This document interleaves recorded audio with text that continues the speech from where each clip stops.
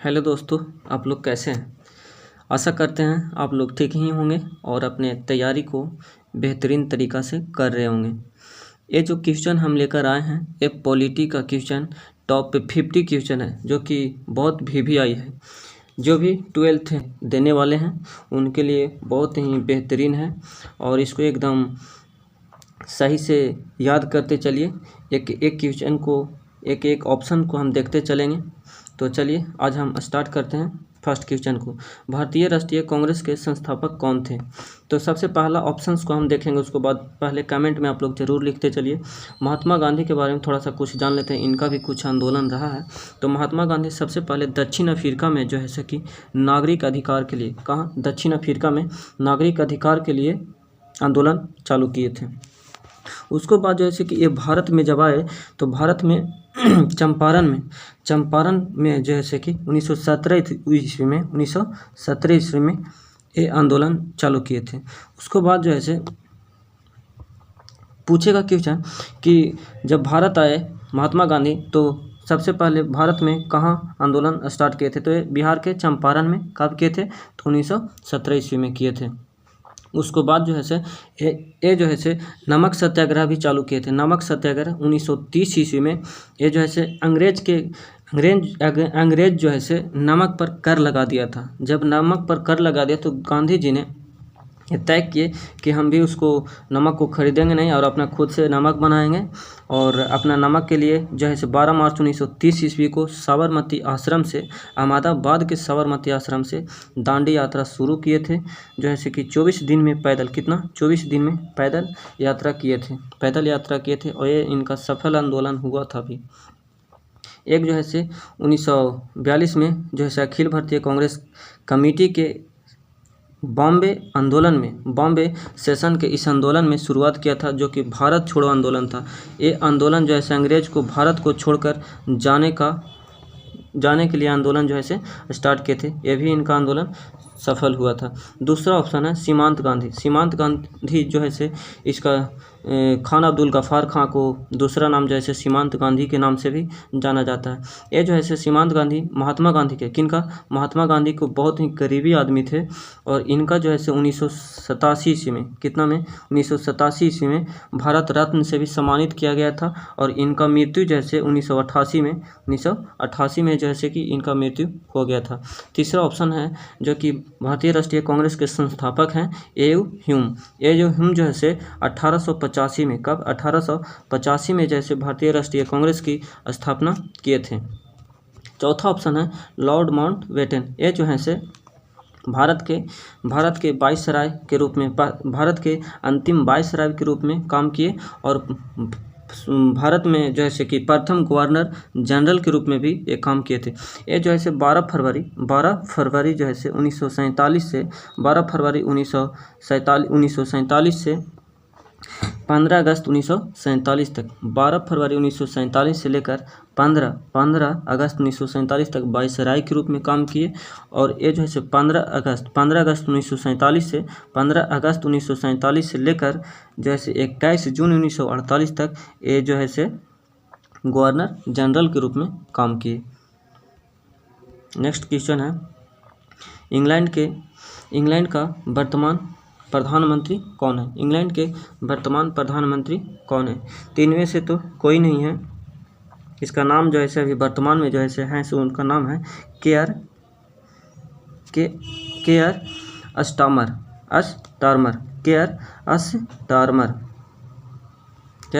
है। ये जो है टोनी ब्लेयर जो है टोनी ब्लेयर यूनाइटेड किंगडम के प्रधानमंत्री से। ये जो है 1997 से लेकर 2007 तक, 2007 ईस्वी तक ये जो है वहाँ के प्रधानमंत्री के रूप में काम किए। नेक्स्ट क्वेश्चन है प्रत्यक्ष प्रजातंत्र किस देश में। प्रत्यक्ष प्रजातंत्र किस देश में है। तो किस देश में, ये जो है स्विट्जरलैंड में। भारत में जो है क्या है, तो भारत में अप्रत्यक्ष है। भारत में अप्रत्यक्ष प्रजातंत्र यानी लोकतंत्र ही बोल सकते हैं, प्रजातंत्र यानी लोकतंत्र। स्विट्जरलैंड में जो है कि डायरेक्ट जैसे संसद में अगर कोई अगर वहाँ का जो भी होता है प्रतिनिधि, अगर वो कुछ एक्शन लेता है तो उसमें जो है हस्तक्षेप वहाँ के नागरिक कर सकते हैं। बाकी यहाँ के नागरिक नहीं, यहाँ के हम लोग जो चुनते हैं वो जाकर वहाँ संसद में हम लोग के लिए लड़ाई करते हैं। नेक्स्ट क्वेश्चन है, अंग्रेजों की फूट डालो और शासन करो। अंग्रेजों की फूट डालो और शासन करो की नीति निम्न में से किसको बढ़ावा दिया था? तो अंग्रेजों का जो फूट डालो और शासन करो का जो नीति था, ये जो बढ़ावा दिया था हिंदू मुस्लिम संघर्षों का दिया था। इसमें जो है अंग्रेजों का सबसे मेन मकसद था कि जो ऐसे हिंदू और मुस्लिम को दोनों को एकदम बांट देना है और धर्म के आधार पे बांटना है। किसके आधार पे? ये जो है कि धर्म के आधार पर बांटना चाहता था। इसका मानसिकता जो है बहुत मतलब कि हमेशा बांटने का रहता था। तो चलिए नेक्स्ट क्वेश्चन देखते हैं। 5 नंबर क्वेश्चन है, महात्मा गांधी प्राण त्याग के समय किन बातों को संबोधन किया था? जय श्री कृष्ण, अल्लाह, हे राम या वाहे गुरु। तो इसको जो है हे राम कहा था। इस पे भी बहुत डिबेट हुआ था कि ये हे राम नहीं हाय राम कहा था। एक जो है यहाँ का पंजाब का उपन्यासकार है डॉक्टर अजय शर्मा। पंजाब का उपन्यासकार कहाँ का? पंजाब का उपन्यासकार है अजय शर्मा, जो कि अपने उपन्यास भागवा में दावा किया है कि गांधी जी हे राम नहीं हाय राम कहा था। ये जो कि बिल्कुल गलत है। ये हे राम ही कहते, क्योंकि इतना ही ये अहिंसक नहीं थे, यानी कि ये जो थे एकदम अपने राष्ट्र के प्रति बहुत ही समर्पित किए थे अपने शरीर को। 6ठा क्वेश्चन है, कह रहा है हैदराबाद का भारतीय संघ में विलय किस प्रकार हुआ था? तो ये जो है स्वेच्छा से नहीं माना था। ये जो है बलपूर्वक किसको? सरदार वल्लभ भाई पटेल ने 13 सितंबर 1948 को जैसे बलपूर्वक ऑपरेशन पोलो के तहत जो है इसको मिलाया था। इसका जो सेना था, जैसे 11 नवंबर 1948 को औपचारिक रूप से आत्मसमर्पण कर दिया था और बोला था कि हम अब भारत में मिलना चाहते हैं। क्वेश्चन नंबर 7 है, इसको छोटा कर देते हैं थोड़ा सा।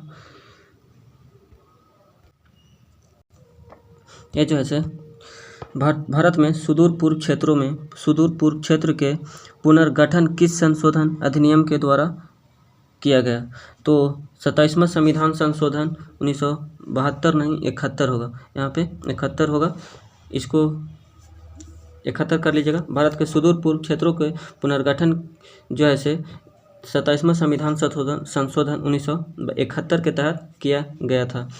ये जो है 42वां संविधान संशोधन 1976 के तहत जो है 3 शब्द जोड़े गए थे, समाजवादी, धर्मनिरपेक्ष और अखंडता को जोड़ा गया था। 36वां संविधान संशोधन 1975 जो है इसमें जो है कि सिक्किम राज्य को भारत के पूर्ण राज्य के रूप में बनाया गया था। इसको जैसे सिक्किम को सिक्किम को राज्यसभा और लोकसभा में एक सीट मिला था, एक सीट ही मिला। 8वां है, कह रहा द्विराष्ट्रीय सिद्धांत का प्रतिपादन किस दल या संगठन से संबंधित है? द्विराष्ट्रीय सिद्धांत का प्रतिपादन किस दल या संगठन से संबंधित है? ये जो है मुस्लिम लीग को माना जाता है। ये जो इसका जो वस्तुकार माना जाता है सर सैयद अहमद खां को माना जाता है। सर सैयद अहमद खां को माना जाता है। नेक्स्ट क्वेश्चन देखते हैं, 9वां नंबर। ये जो है निम्नलिखित में से कौन भारतीय संघीय व्यवस्था का विशेषता नहीं है? तो इसमें जो है दोहरी नागरिकता, ये जो है दोहरी नागरिकता यहाँ नहीं है। भारतीय संघीय व्यवस्था में दोहरी नागरिकता नहीं है। शक्तियों का विभाजन भी यहाँ होता है और स्वतंत्र शक्तियों का विभाजन, जैसे कि केंद्र में प्रधानमंत्री का अलग शक्ति है, राज्य में मुख्यमंत्री का अलग शक्ति है, और उससे उसका कैबिनेट का भी अलग शक्तियाँ। स्वतंत्र न्यायिक व्यवस्था, यहाँ का न्याय का जो व्यवस्था है इसमें किसी भी तरीक़ा से हस्तक्षेप नहीं किया जा सकता है। और संविधान की सर्वोच्चता सबसे महत्वपूर्ण है, क्योंकि यहाँ भारत में जैसे संविधान का बहुत ही मान्य है। क्वेश्चन नंबर 10 जो है कहता है कि भारतीय संघीय व्यवस्था में किसे अधिक शक्तियाँ प्राप्त हैं। भारतीय संघीय व्यवस्था में किसे अधिक शक्तियाँ प्राप्त है। तो ये जो है से केंद्र को प्राप्त है। किसका? केंद्र को प्राप्त है। राज्य को उससे कम है, जिलों का उससे भी कम है।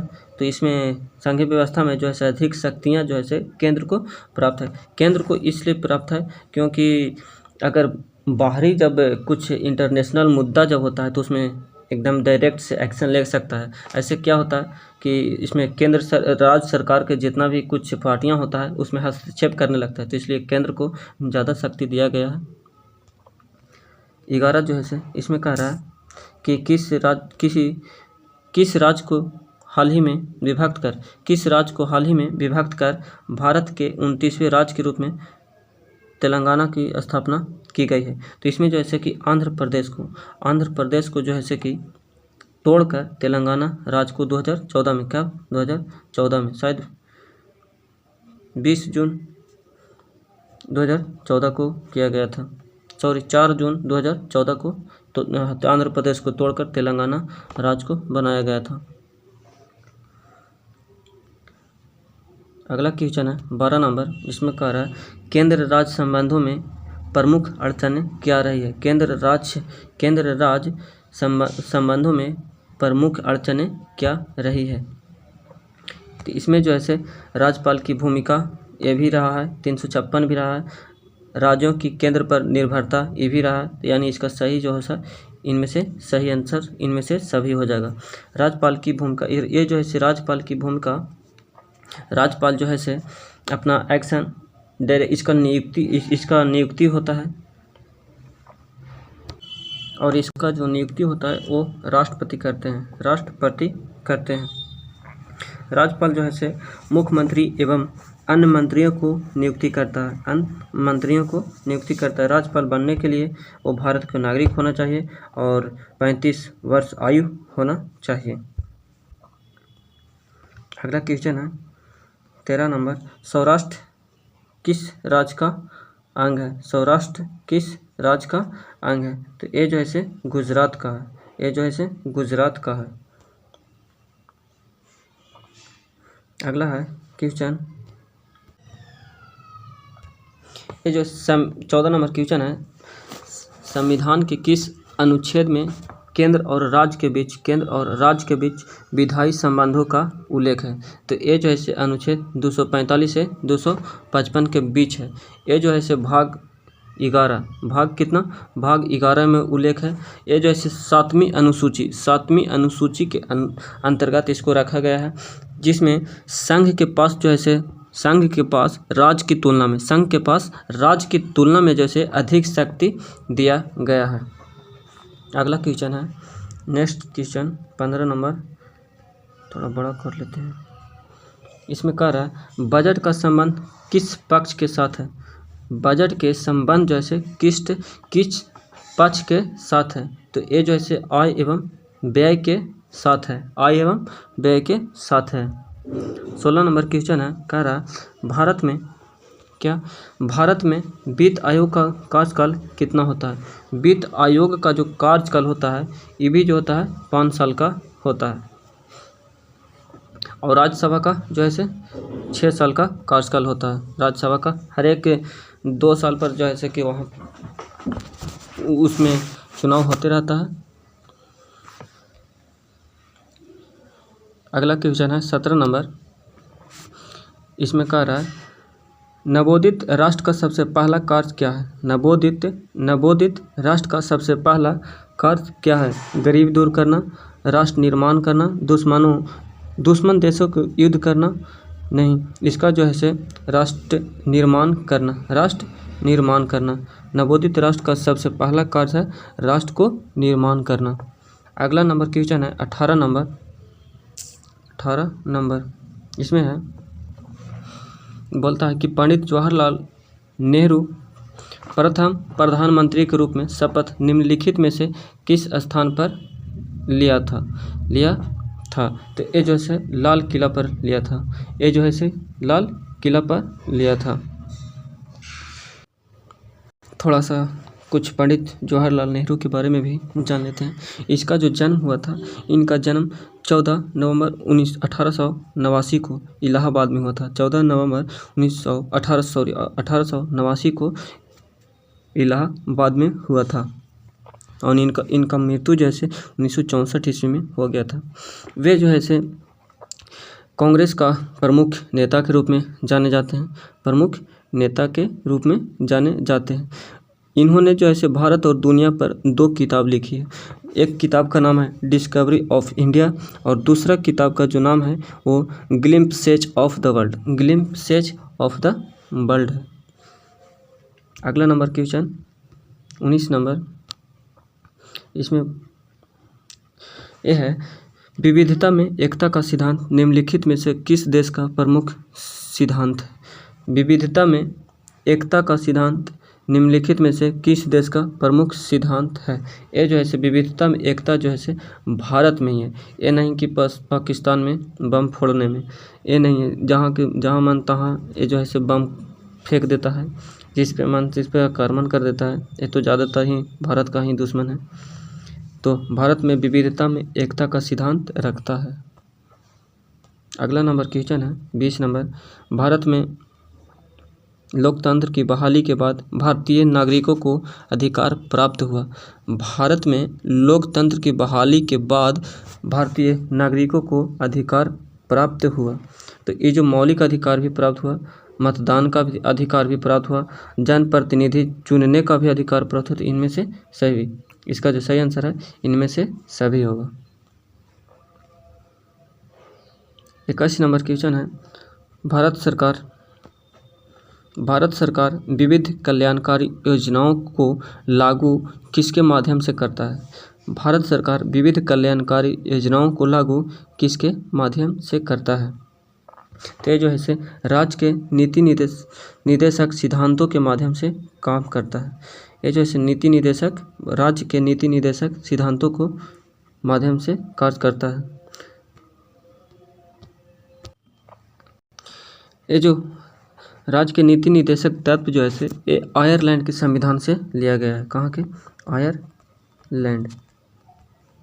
आयरलैंड के संविधान से लिया गया है। ये भाग 4 में, भारतीय संविधान के भाग कितना में? भाग 4 में जो है ये अनुच्छेद जो है 36 से लेकर 51 तक, ये अनुच्छेद 36 से लेकर 51 तक इसमें राज्य के नीति निदेशक तत्व में शामिल है।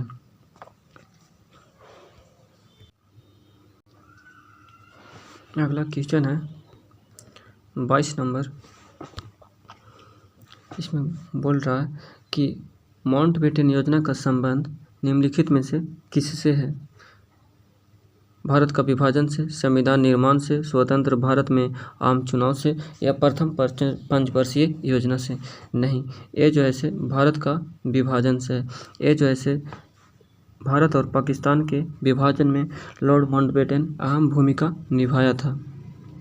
इसमें जैसे दोनों देशों को संप्रभुता और स्वायत्तता मिले, इसके लिए वे काम किया था। दोनों देशों को अपना संविधान बनाने का अधिकार दिया था और भौगोलिक स्थिति और लोगों की पसंद के आधार पर जो है इसका रियासतों को भारत या पाकिस्तान में शामिल होने का भी विकल्प दिया था।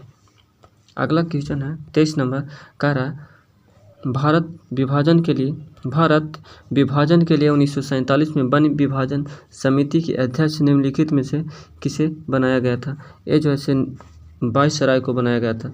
वायसराय इनमें कौन था? लॉर्ड माउंटबेटन था।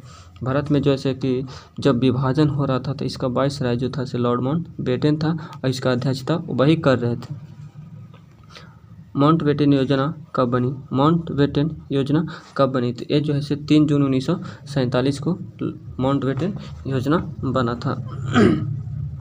और 15 अगस्त 1947 के जैसे कि हमारा देश आज़ाद हो गया था, और 26 जनवरी 1950 को जैसे कि क्या हुआ था, तो हमारा संविधान जैसे इसमें लागू किया गया था। अगला नंबर क्वेश्चन है 25 नंबर।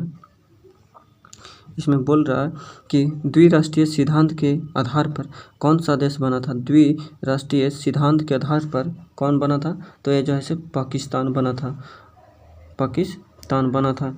इसमें जो है से मोहम्मद अली जिन्ना का बहुत बड़ा हाथ था, उसी ने द्विराष्ट्रीय सिद्धांत का तैयार किया था, और इसमें सर सैयद अहमद जो है इसका प्रमुख नेता थे। अगला नंबर क्वेश्चन है पाकिस्तान निर्माण की मांग प्रथम बार कब हुआ था। पाकिस्तान निर्माण का मांग प्रथम बार कब हुआ था, तो ये जो है से 1940 ईस्वी में ही पाकिस्तान निर्माण को लेकर मांग किया गया था। किसके द्वारा, तो मोहम्मद अली जिन्ना के द्वारा। अगला नंबर क्वेश्चन है 27 नंबर। मुस्लिम लीग के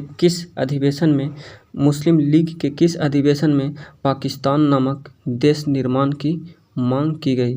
पाकिस्तान नामक देश की मांग की गई, तो जो लाहौर अधिवेशन 1940, लाहौर अधिवेशन 1940 के द्वारा।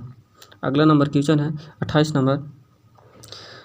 राज्यों का पुनर्गठन आयोग कब बनी। राज्यों का पुनर्गठन आयोग कब बना, तो ये जो है से 29 दिसंबर 1953 को राज्यों का पुनर्गठन आयोग बना था।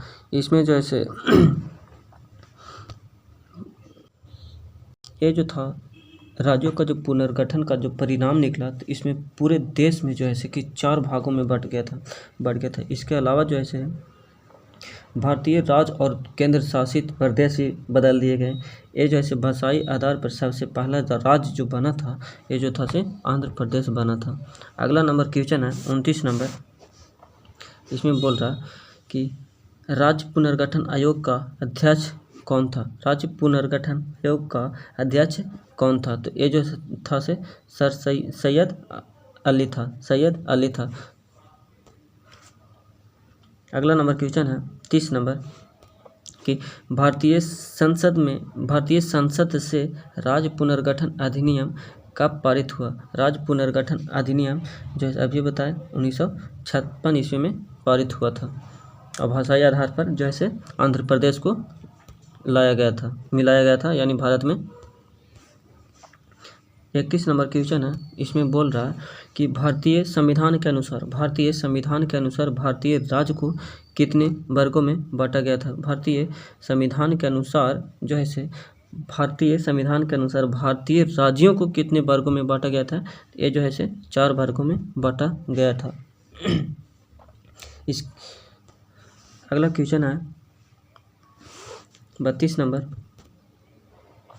कि भारतीय संविधान द्वारा राज्यों की सीमाओं में परिवर्तन करने, नाम बदलने एवं नए राज्यों का निर्माण करने का अधिकार किसे प्रदान किया गया था, तो ये जो है से संसद को प्रदान किया गया था कि आप नाम में चेंज कर सकते हैं और इसका सीमा में भी परिवर्तन कर सकते हैं और राज्य का भी निर्माण कर सकते हैं। अगला नंबर क्वेश्चन है 33 नंबर। राज्य पुनर्गठन आयोग ने अपना प्रतिवेदन भारत सरकार को कब सौंपा। राज्य पुनर्गठन आयोग ने अपना प्रतिवेदन भारत सरकार को कब सौंपा था, तो ये जो है से 1955 में सौंपा था। अगला नंबर 34 नंबर क्वेश्चन है। इसमें बोल रहा है कि स्वतंत्रता प्राप्ति के समय भारतीय संघ में इकाइयों की संख्या कितनी थी, तो ये जो था से 28 था। अगला नंबर है, ये वन लाइनर है, एकदम देखते चलिए और याद करते चलिए। 35 नंबर क्वेश्चन है। राज्य पुनर्गठन अधिनियम लागू होने के बाद भारत को 2 इकाइयों में विभाजित किया गया। ये इकाई निम्नलिखित में से कौन सा है, तो राज्य और केंद्र शासित प्रदेश। ये अभी पीछे ही बताकर चले थे। ये जो था से कितना में 1956 में बताया था। इसको 4 भागों में विभाजित किया गया था और इसका जो मुख्य अध्यक्षता जो कर रहे थे कौन थे, सैयद अली थे। अगला नंबर है 36 नंबर रजवाड़ों को भारतीय संघ में शामिल कराने की जिम्मेदारी किसे दी गई? रजवाड़ों की भारतीय संघ में शामिल कराने का जिम्मेदारी किसे दी गई थी? तो ये जो था से सरदार वल्लभ भाई पटेल को दिया गया था। ये जो है से बहुत दिमाग वाले व्यक्ति और सभी राज्यों का जैसे करीब करीब करके यही अथी कर दिए थे, यानी कि मिला लिए थे। इसमें जैसे कुछ बात बताना चाहते हैं, ये जो है गांधी जी, पंडित जवाहरलाल नेहरू और सरदार वल्लभ भाई पटेल, यानी सरदार वल्लभ भाई पटेल को ना बनाकर पंडित जवाहरलाल नेहरू के ही प्रधानमंत्री क्यों बनाए थे? तो इसमें सरदार वल्लभ भाई पटेल के बारे में अबुल कलाम आज़ाद अपने बायोग्राफी में विंग्स इंडिया फ्रीडम में लिखते हैं कि वो बोले थे कि हिमालय से भी बड़ी गलती थी कि मैंने कांग्रेस अध्यक्ष पद के लिए खुद का नाम वापस लेकर पटेल का समर्थन नहीं दिया। 15 अगस्त 1947 को सरदार पटेल भले ही प्रधानमंत्री नहीं बन सके, लेकिन उन्हें देश का पहला उप प्रधानमंत्री और गृह मंत्री भी बनाया गया था। तो इसमें महात्मा गांधी जो थे, कौन? महात्मा गांधी इसमें बोलते हैं कि पंडित जवाहरलाल नेहरू के हम इसलिए प्रधानमंत्री बनाए क्योंकि अंतर्राष्ट्रीय मुद्दे पर वो अच्छे से अंग्रेजों के साथ जो है से कि वार्ता कर सकते हैं। अगला नंबर क्वेश्चन है 37 नंबर। इसमें बोल रहा है कि स्वतंत्र भारत में प्रथम उप प्रधानमंत्री कौन थे? तो अभी पीछे ही बताए थे सरदार वल्लभ भाई पटेल। कौन थे? सरदार वल्लभ भाई पटेल थे। उप प्रधानमंत्री के साथ साथ इनको गृह मंत्री भी बनाया गया था, होम मिनिस्टर। अगला नंबर क्वेश्चन है स्वतंत्रता प्राप्ति के बाद निर्मित भारत सरकार में गृह मंत्री किसे बनाया गया था? तो अभी जस्ट इसके पीछे ही बताए थे किसे बनाया गया था। तो सरदार वल्लभ भाई पटेल को बनाया गया था। प्रधानमंत्री नहीं बने तो क्या हुआ? गृह मंत्री और उप प्रधानमंत्री तो बनाया गया ना। और सबसे बहुत बड़ा काम जो है इनको जैसे राज्य को पुनर्गठन के लिए चुना गया था। यह भी कोई मतलब कि बहुत अच्छे ही व्यक्ति थे वल्लभ भाई पटेल। अगला क्वेश्चन 39 नंबर है, भारत का लौह पुरुष निम्नलिखित में से किसे कहा जाता है? तो भारत का लौह पुरुष जैसे सरदार वल्लभ भाई पटेल की ही कहा जाता है। पंडित जवाहरलाल नेहरू को किसे चाचा जी कहते हैं। महात्मा गांधी को बापू कहते हैं। अगला नंबर क्वेश्चन है 40 नंबर।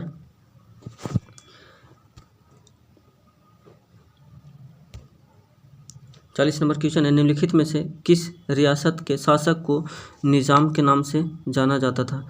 किस रियासत के शासक को निजाम के नाम से जाना जाता था? तो ये जो था हैदराबाद के शासक को निजाम के नाम से जाना जाता था। और हैदराबाद के शासक को ही सरदार वल्लभ भाई पटेल ने ऑपरेशन पोलो के तहत जनमत संग्रह करवाकर इसको भारत में विलय पत्र पर हस्ताक्षर करवाए थे। हैदराबाद के जितना भी सिपाही था आत्मसमर्पण कर दिया था कि हम आप भारत में मिलना चाहते हैं।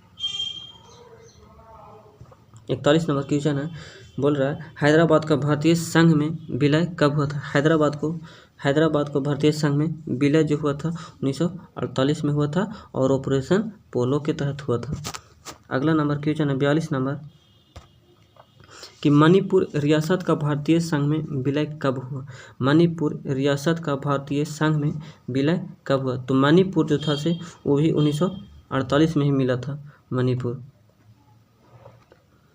43 नंबर क्वेश्चन है, इसमें बोल रहा है किस रियासत के राज्य को प्रधानमंत्री कहा जाता था?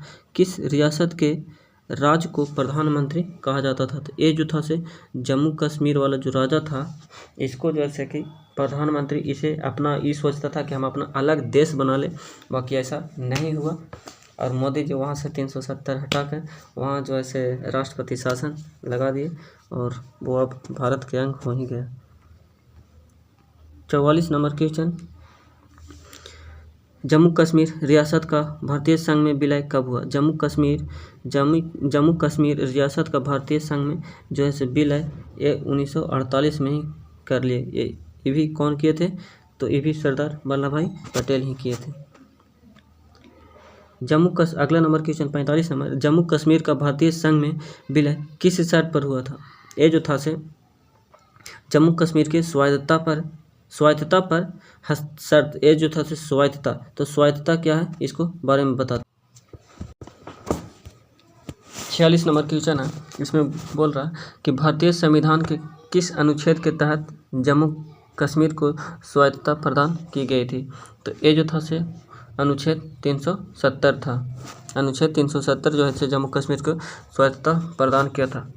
जम्मू कश्मीर का जो राजा था ये हरि सिंह था। कौन था? हरि सिंह था। हरि सिंह यही बोलता था कि हम अपना अलग देश बनाएंगे और यहाँ का प्रधानमंत्री हम होंगे। हरि सिंह। क्वेश्चन नंबर 47, इसमें बोला आंध्र आंदोलन की आंध्र प्रदेश के जो था से मुख्य मांगे क्या था? तो उसका जो मांग था कि भाषाई आधार पर आंध्र प्रदेश का राज्य की स्थापना। ये बोलता था कि मेरा अलग राज्य हो, मैं अपना राज्य अलग बनाना चाहता हूँ भाषाई आधार पे। इसका जो है कि सही आंसर हो जाएगा ए। अगला नंबर क्वेश्चन है,